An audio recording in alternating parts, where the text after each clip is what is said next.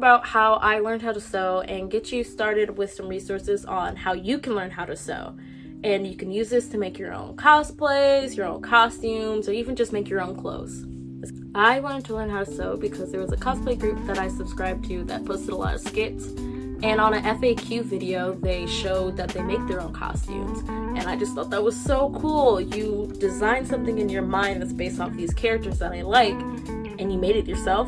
I'm gonna do that too.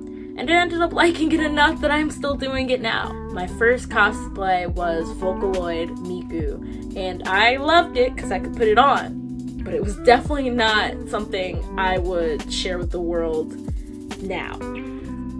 Starter pack. So a couple of things you need to start are fabric or anything you want to sew with. It can be a random pair of jeans, anything. Some fabric shears, a thread, needle, sewing machine if you want, and some pins. And measuring tape. You do need measuring tape so you can measure yourself. And in school, we did projects so you learned how to sew with a thread and needle. It was for like, oh, just make a pillow. So I already knew how to hand sew enough. I would say just enough to like make a stitch and it wouldn't fall apart, but I wouldn't claim that I can hand sew well.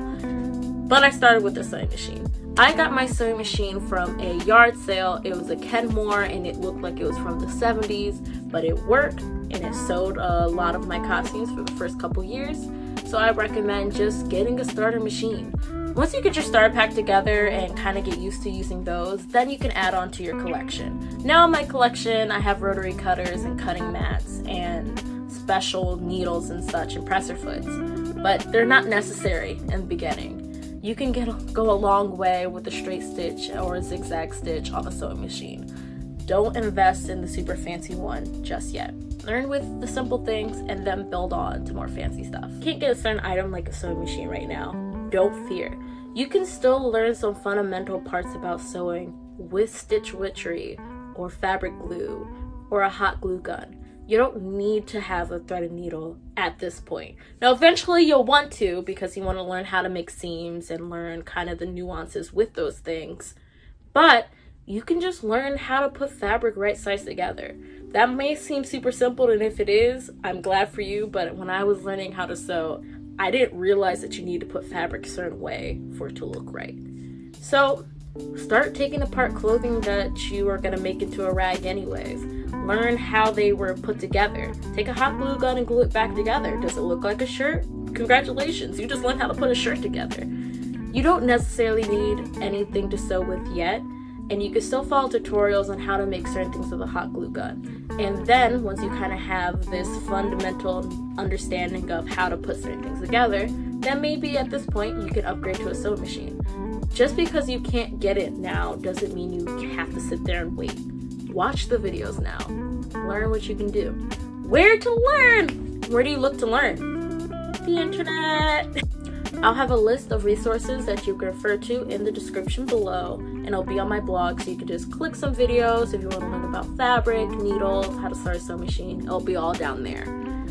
I like using videos and articles the most because it kind of chooses how you want to learn or how fast you want to go. I didn't want to learn with just pillows at first. I wanted to learn how to make clothes no matter how bad they looked at the end. So I needed stuff that was a little bit more complicated. Even though it's extremely frustrating at some points when you're jumping at a lower level to something that you probably should have waited for, it can still be worth it, and that's up to you. So I'll have some stuff below so you can check it out. During my time of learning and watching videos, people I really liked were Threadbangr and Annika Victoria because they have really good tutorials.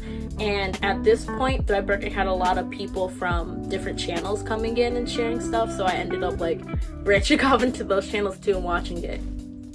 Most of the stuff you might make may not be good at first. I know for sure my stuff wasn't. But don't give up. It's gonna be frustrating. All hobbies, especially when you're learning new things, can be frustrating. But keep going, keep learning the new things, keep learning what you did wrong and what can you fix next time. I'm still constantly learning. There is so much I still don't completely understand yet, and I'm still like researching it and trying to figure out how to do it. I still don't understand weft and cross weaves perfectly. And that's okay.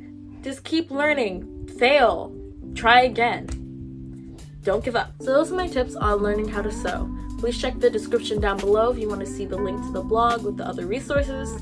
Follow me on Instagram if you want to see what I'm working on and old projects that I've done in the past. And click here to check out my summer project. I'm making a transforming dress. And if you have any questions, please comment them down below. See you guys later.